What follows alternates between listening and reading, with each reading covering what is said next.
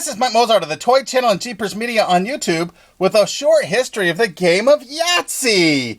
Almost everyone knows Yahtzee today by these licensed versions of it, but the game Yahtzee, well, at least spelled this way, was started in 1956 by the E.S. Lowe Company. That's actually E.S. Lowe right there as a caricature. The corporate story about this is an anonymous Canadian couple brought them the game and offered to trade it for 1,000 copies of the made-up game, and they would give them all the rights to it. This was in 1956. However, the game was well known for years before that. Here's a Yahtzee game by this is the Game Kit Company one? I don't know. I've got so many of them that are earlier.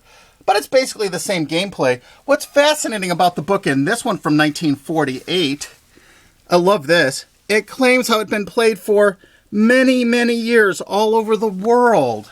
And that Yahtzee was one of the most popular games going. So it existed a long time before this. Their claim to fame more is that name. And a lot of the Yahtzee games, like this one from the late 1940s, had a different kind of a play pattern. You know, the score pads were different.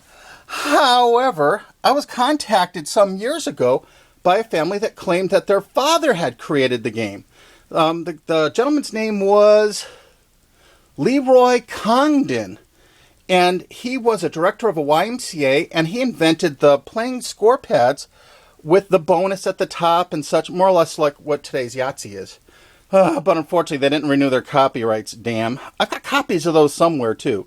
I just wanted to give a brief overview of the game of Yahtzee and some of the Yahtzee boards I had. And this is the first one that started all the Yahtzees that you know and love today.